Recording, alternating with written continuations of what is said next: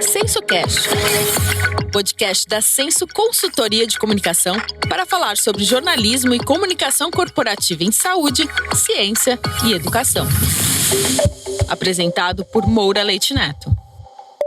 Olá, eu me chamo Moura, sou jornalista, doutor em ciências e diretor da Senso Consultoria de Comunicação. Este é o episódio 2 do SensoCast, um podcast para falarmos sobre jornalismo e comunicação corporativa de saúde, ciência e educação. Neste episódio, um epidemiologista e um jornalista de ciência vão abordar o tema Uma infodemia necessária? Os convidados são André Ribas de Freitas, médico epidemiologista, doutor em epidemiologia pela Faculdade de Medicina da Unicamp, professor de epidemiologia e bioestatística na Faculdade de Medicina São Leopoldo Mandic de Campinas e consultor científico da ACASA, espaço de conexão entre agentes comunitários de saúde e agentes de combate às endemias.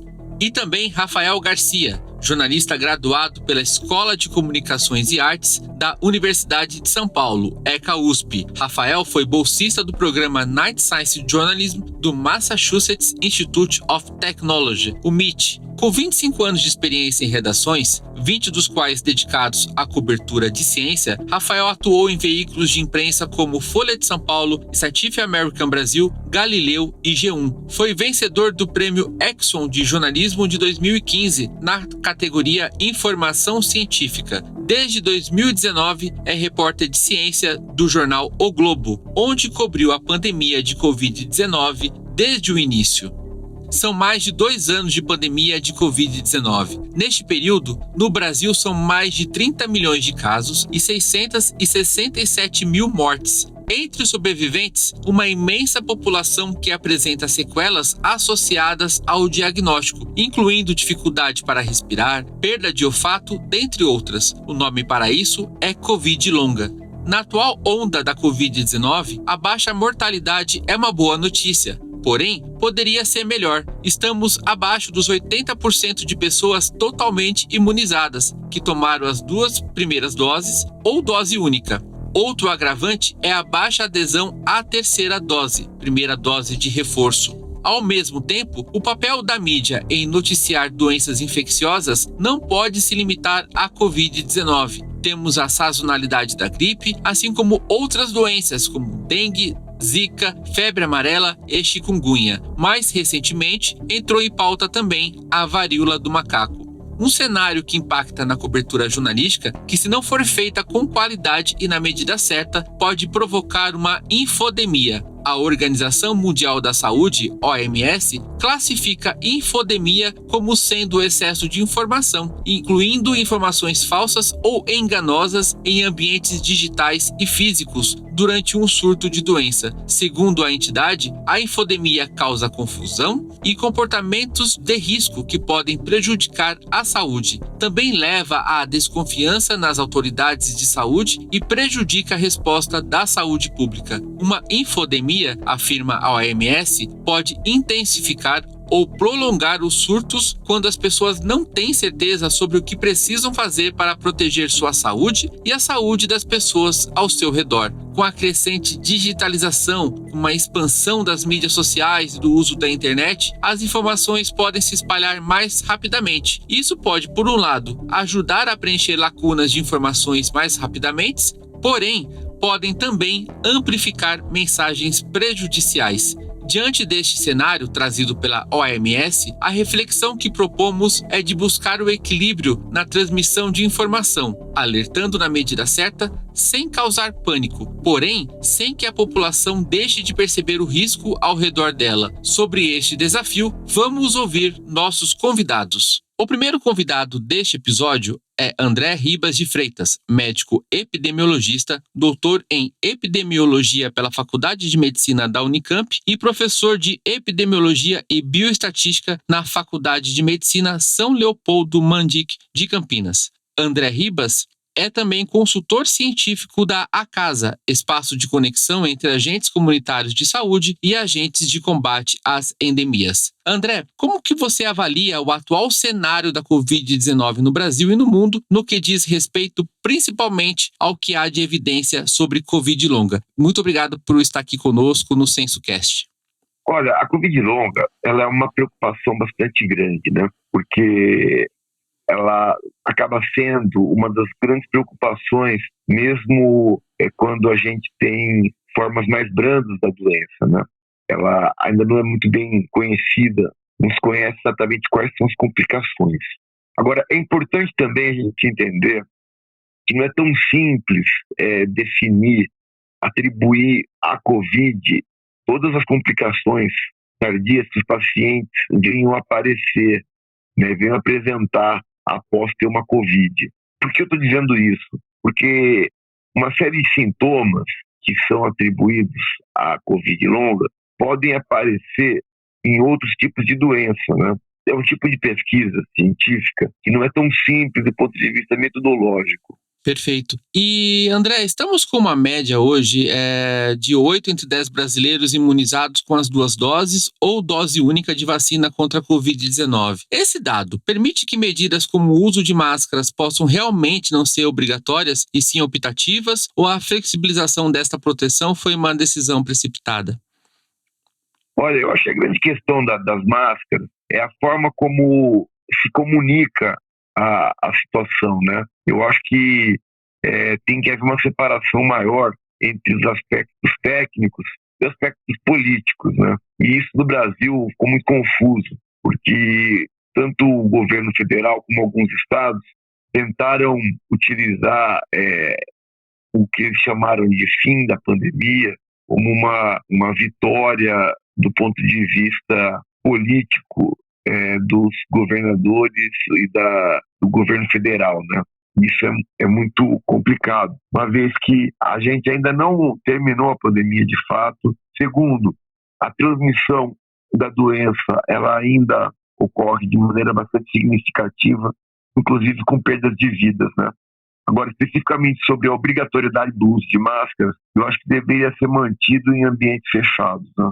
Então, eu acredito que no Brasil a cultura do povo brasileiro é de só cumprir algumas medidas que são obrigatórias. Então, eu acho que manter a obrigatoriedade em ambientes fechados seria uma forma de diminuir a transmissão de maneira significativa. Doutor André, dentre outras orientações, o que é mais importante passar para a população? Por exemplo, o rastreamento de contato, né? Quando você tem um contato com alguma pessoa que teve Covid, ainda se mostra essencial? Olha, com a mudança no padrão de gravidade da doença e a transmissão ocorrendo agora de uma maneira bastante difundida na comunidade, fica muito difícil fazer o rastreamento de contato. Então, acho que as medidas mais adequadas nesse caso é uma orientação por parte das pessoas do próprio paciente, de que quem teve contato com o paciente no período sintomático mantenha o uso de máscara por pelo menos aí uns 10 dias e faça isolamento, né? Auto-isolamento. Eu acho que a estratégia de fazer o rastreamento através do serviço de saúde, ela é muito importante, mas deveria ter sido feita no início da pandemia, quando ainda havia a possibilidade de a gente controlar. E quando as formas clínicas eram mais graves, que justificavam esse esforço. Agora, com a população vacinada e com uma linhagem como a Omicron, que ela já demonstrou que ela tem um perfil de gravidade bastante diferente das anteriores, eu acho que o rastreamento deixa de ter aquela mesma importância que teve em outros momentos. Antes de falarmos sobre outras doenças, gostaria que você explicasse, doutor André, a diferença para nós entre surto, epidemia, pandemia e endemia. Essa questão é muito importante, né? O surto é quando nós temos uma transmissão localizada, né, de uma determinada doença, né? A epidemia é quando essa transmissão é acima do padrão e ocorre em áreas geográficas mais determinadas. Então a gente fala surta quando ocorre uma transmissão, por exemplo, numa escola, numa creche, ou num presídio, num ambiente fechado, né? Até num bairro. Agora, quando a gente tem uma cidade tendo um aumento na transmissão de uma determinada doença, ou um estado, a gente fala em epidemia, até um país. Agora, quando essa epidemia ocorre em vários países ao mesmo tempo, e de diferentes continentes, a gente passa a chamar de pandemia. E endemia é quando a transmissão ocorre dentro de um determinado padrão e que não está fora do esperado, né? Então, por exemplo, a gente tem aqui no Brasil várias endemias, né? Como, por exemplo, a hanseníase, né? A tuberculose, etc. E temos também doenças endêmicas que, por exemplo, a dengue, que ela se mantém numa transmissão dentro de um esperado e episodicamente ela dá algumas epidemias. Então esse que é o conceito da diferença entre endemia e epidemia. Bom, você começou falando sobre dengue e eu quero fazer uma pergunta relacionada à dengue e outras doenças causadas pelo mosquito, né? Como que você avalia as políticas de combate ao mosquito Aedes aegypti adotadas no país e o que precisa ser mudado para que haja um controle mais efetivo da dengue, zika, chikungunya e febre amarela? Veja, a dengue e a chikungunya, elas dependem fundamentalmente do controle do Aedes aegypti, né? Que é o vetor desses herbovírus. Agora, nós temos que entender que o controle desse mosquito ele é bastante complexo e os municípios hoje são responsáveis por fazer esse controle, muitas vezes têm dificuldades técnicas para fazê-lo. Eu acho que ainda falta, por parte do governo federal, um apoio melhor e também uma organização das ferramentas de controle, de modo que os municípios possam fazê-lo de uma maneira mais adequada. Uma alternativa interessante seria a regionalização, por exemplo. Um grupo de municípios ter uma equipe de controle integrada, não só cada município fazer por si só. Isso pode otimizar os recursos e facilitar o controle.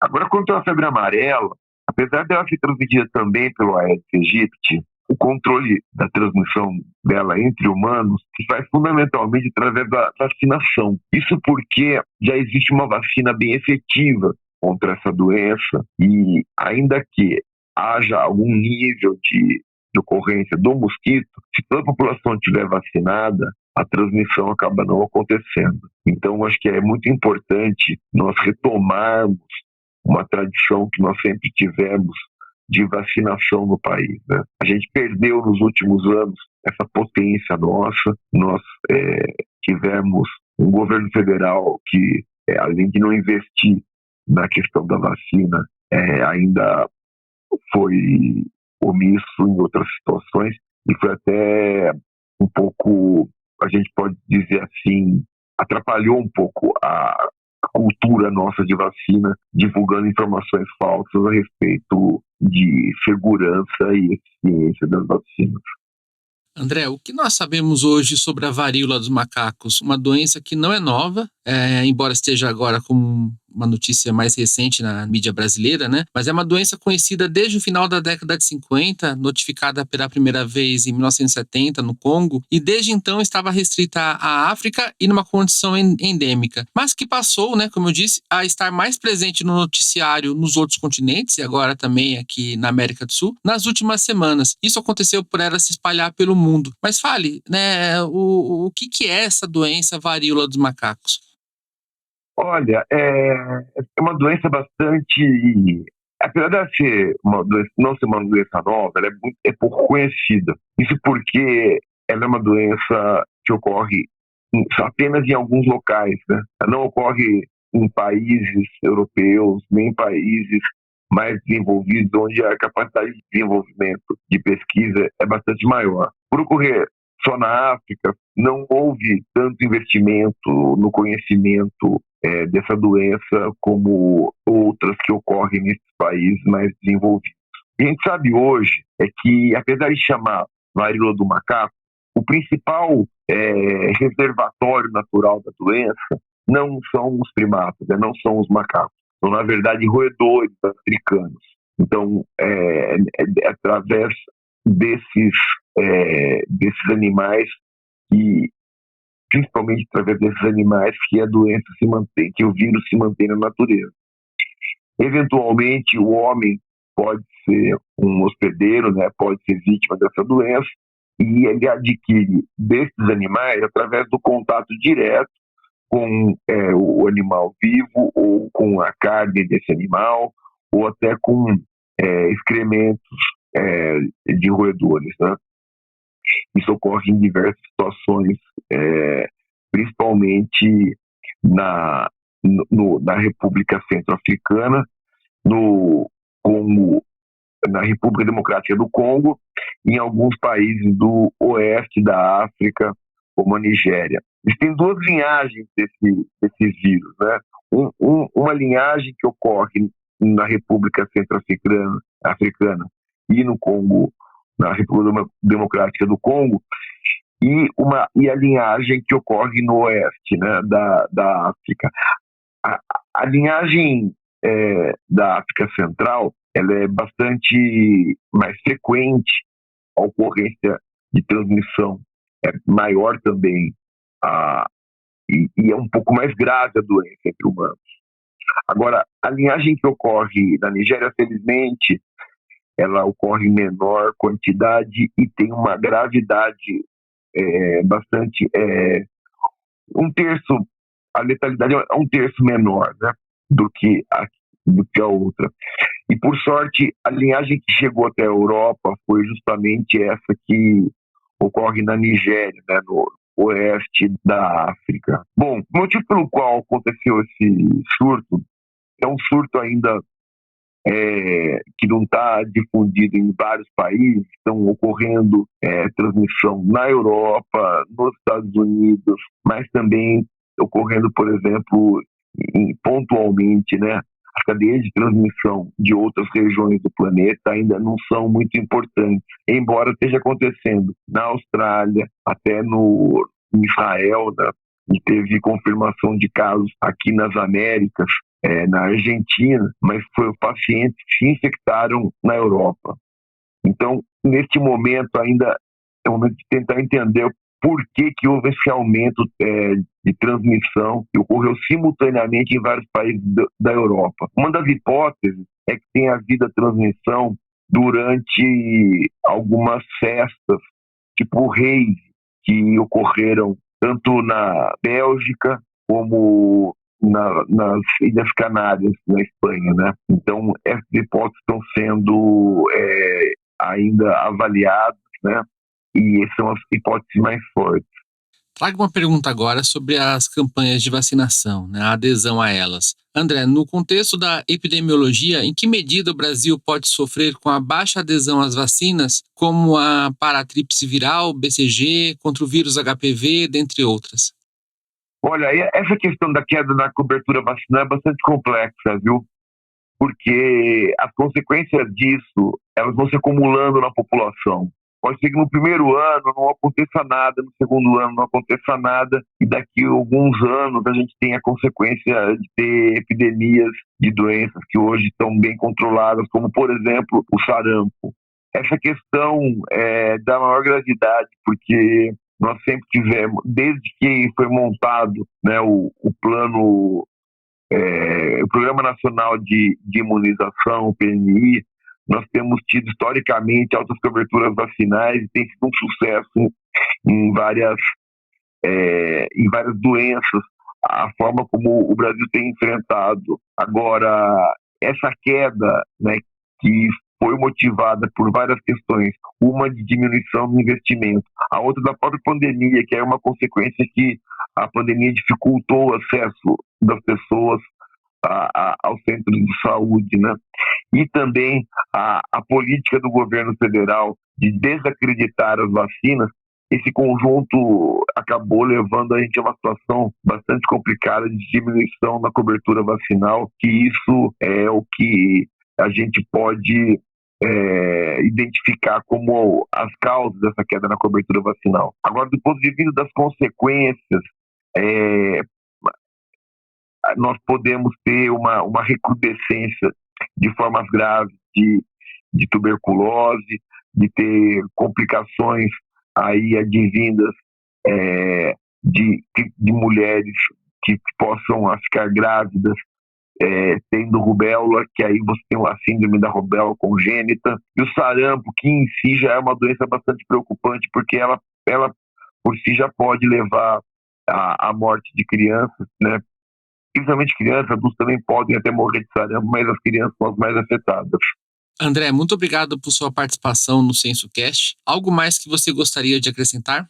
Olha, eu acho que com esse diagnóstico que a gente está colocando aqui na nossa discussão, né, da queda na cobertura vacinal, acho que é importante que a população saiba, né, da importância de retomar as vacinas, colocar em dia a carteira de vacinação das crianças, manter a vacinação dos adultos também em dia e superar, né, essa etapa aí que foi tão terrível de desacreditamento das vacinas. Muito obrigado. Esta foi a participação do médico epidemiologista André Ribas de Freitas, ele que é consultor científico da ACASA, espaço de conexão entre agentes comunitários de saúde e agentes de combate às endemias. Obrigado, você um ótimo dia, estou à disposição, viu, Moura? Doutor André, muito obrigado. Grande abraço. Nosso convidado agora é o jornalista Rafael Garcia, repórter de ciência do jornal O Globo, onde cobriu a pandemia de Covid-19 desde o início. Rafael, obrigado por estar aqui conosco no SensoCast. Mesmo para você que é um jornalista especializado em cobertura de pautas de ciência, foi desafiador cobrir os momentos mais críticos da pandemia? E quais experiências foram as mais marcantes para você? Foi muito desafiador, sim, Moura. Obrigado pelo convite por estar aqui. Eu nunca tinha antes, na cobertura de ciência e de saúde, lidado com a produção de conhecimento sobre uma coisa que ainda não era conhecida, né? A ciência da Covid estava sendo feita ali em tempo real, com uma demanda brutal por informação por parte do público, que queria respostas, e muitas vezes essas respostas não estavam disponíveis, e os cientistas estavam tentando fazer o melhor e tentando fazer o mais rápido possível, que em ciência é uma coisa complicada, né? Para você sair publicando conclusões que você ainda não tem uma segurança total sobre elas para o público, e o nosso papel como jornalista era tentar filtrar um pouco dessa ciência que estava sendo produzida, o que era relevante, o que não era, e foi muito desafiador para nós, sim, como foi desafiador para os cientistas também. E para a cobertura jornalística de outras doenças de grande disseminação, quais são as principais lições e aprendizados que a Covid-19 deixa, na sua opinião? Ela deixa muito um legado da importância de se ter cautela quando começam a surgir os primeiros estudos, né?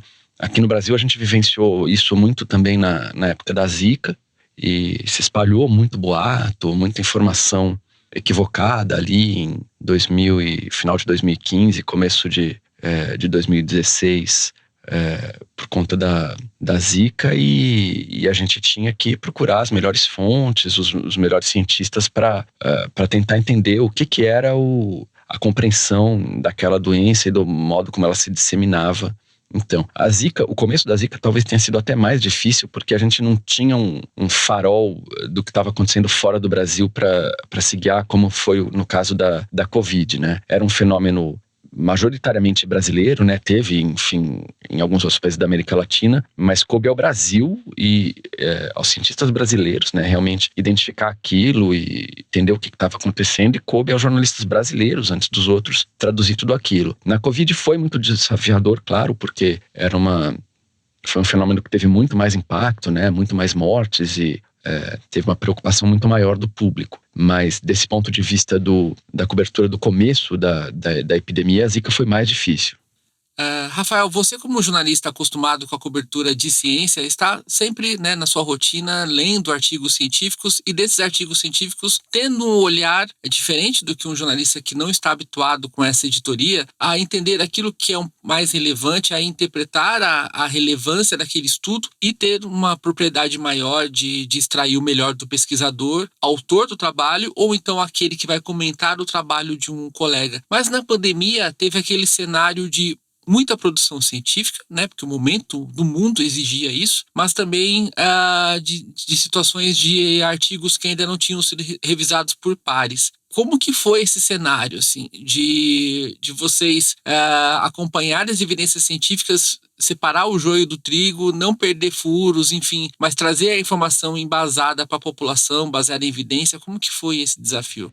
Foi como lidar com uma enxurrada mesmo, né? Porque os estudos nos primeiros meses começaram a aparecer numa quantidade brutal, principalmente o que você diz, os estudos sem revisão independente, né? Os pré-prints. E lidar com pré-print é sempre uma coisa meio temerária, porque você sabe que aquele estudo não foi validado em uma revisão por pares, mas naquele caso não dava para esperar, eram coisas importantes até para a formulação de políticas públicas, para se cobrar das autoridades que tomassem as políticas públicas corretas com relação ao isolamento, com relação ao que fazer com os tratamentos experimentais. E a gente tinha que olhar aquilo, tentar, apesar de eles não terem uma validação por pares, identificar se o estudo era relevante, se foi feito por uma instituição que tinha tradição na área, se tinha, no caso de uma pesquisa clínica, se tinha uma amostragem minimamente representativa, e colocar adiante, enfim, de forma crítica o que estava sendo feito ali. Mas não dava para esperar mesmo, porque quando um estudo caía nesses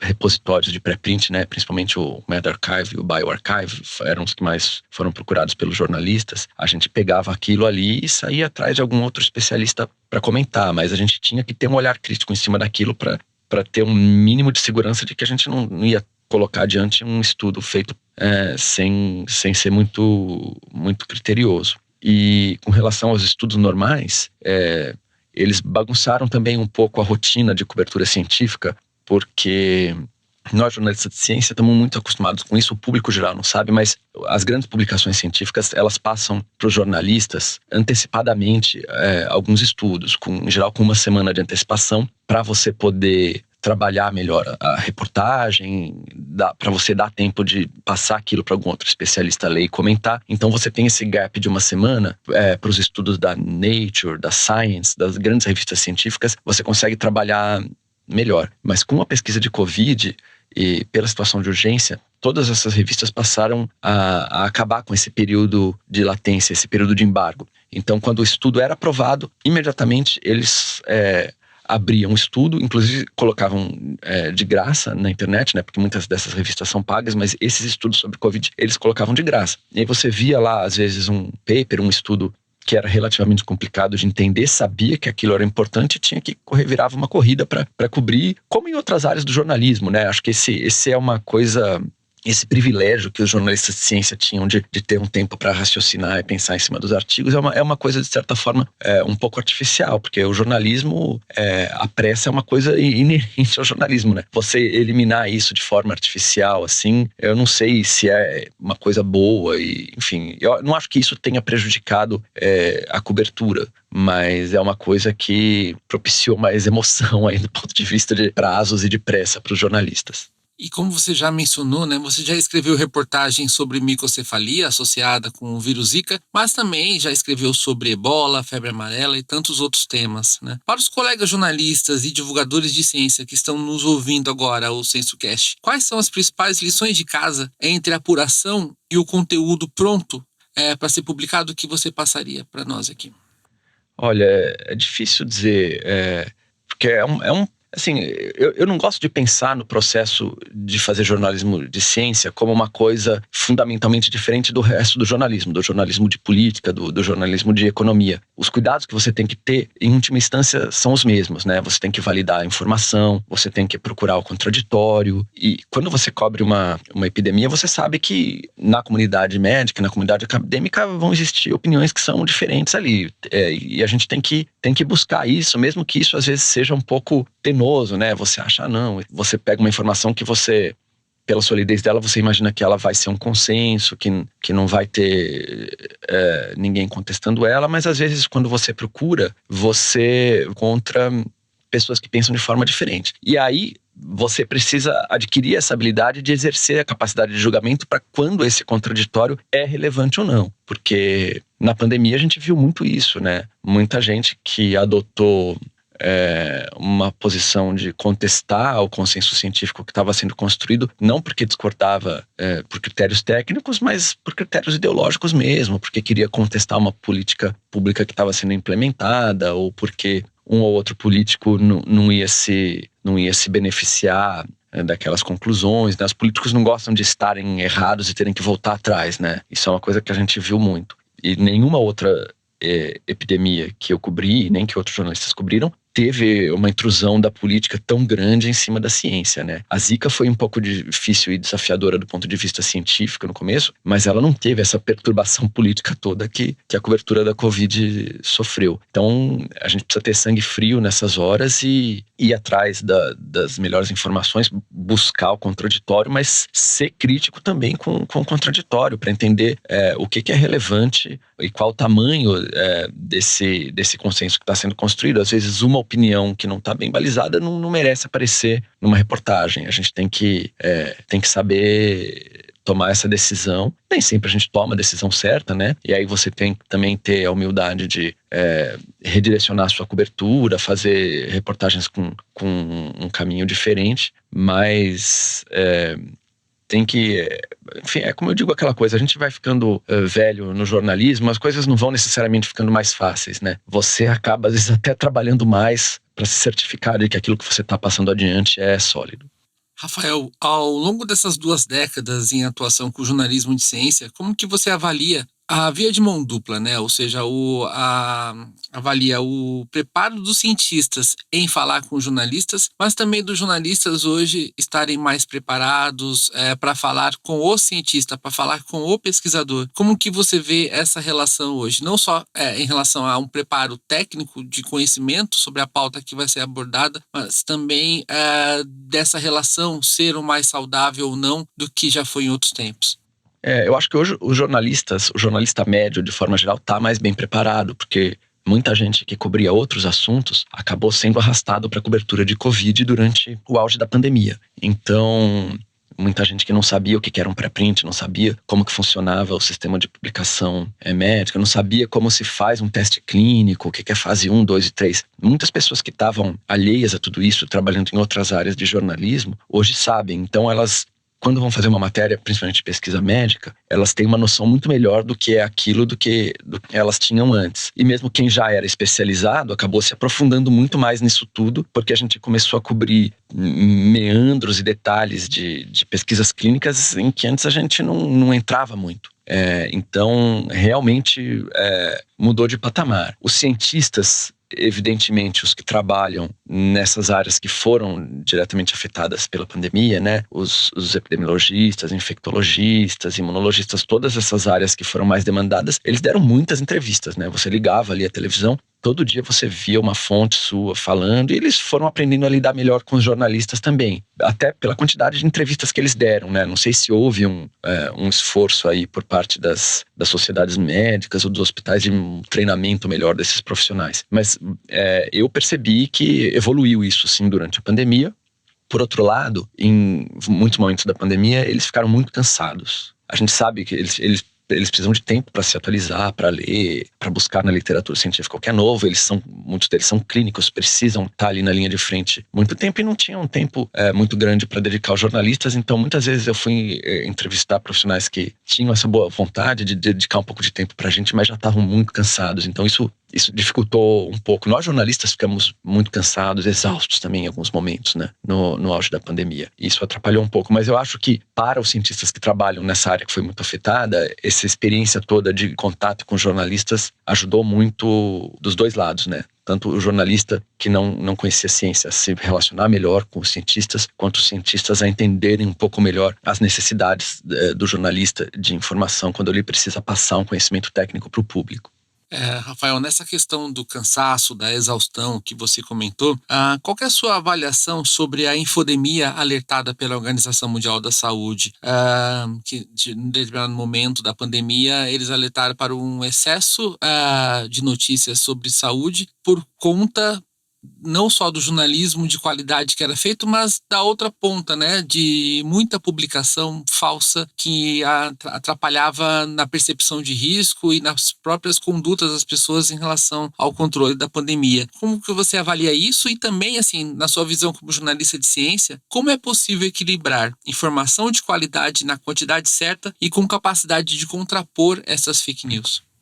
Olha, o combate às fake news é uma coisa difícil, né, para quem está nos grandes veículos de mídia hoje.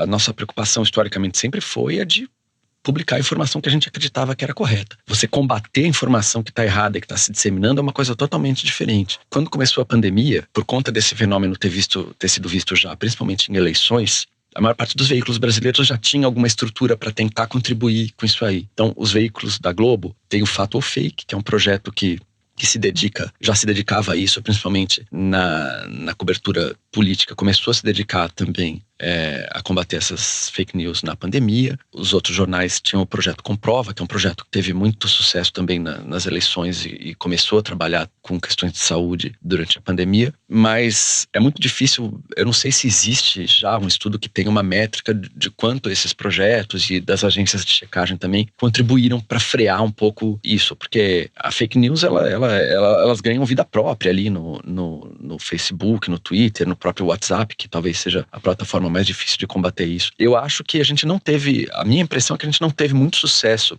em combater as fake news na fase inicial da pandemia, principalmente com relação ao isolamento social, porque circulou muita informação contestando, dizendo que não era eficaz e realmente o Brasil é um país que se isolou pouco, né? Isso foi muito combatido, não só pelos governos e na esfera federal, governos estaduais e municipais também, e os profissionais que estavam tentando dizer que era preciso aquele isolamento naquele momento tiveram muita dificuldade em convencer a população. E quando veio a questão da vacina, eu acho que o impacto das fake news foi menor, até pela quantidade de gente que a gente viu se vacinar, né? Era uma preocupação por conta de toda a intrusão política nas campanhas de vacinação, que uma parte da população não fosse querer se vacinar por conta das fake news. Ainda falta uma parcela razoável brasileira da população para ser vacinada, principalmente com booster também, terceira dose, mas a gente vê que as fake news elas não afetaram a vacinação tanto quanto elas afetaram o isolamento social. Mas essa, enfim, a rigor, é uma guerra que a gente está perdendo até aqui, eu acho, porque o universo onde as fake news circulam é um universo até alheio ao jornalismo. Então, por mais que a gente faça bom jornalismo, isso não vai necessariamente garantir que a gente consiga frear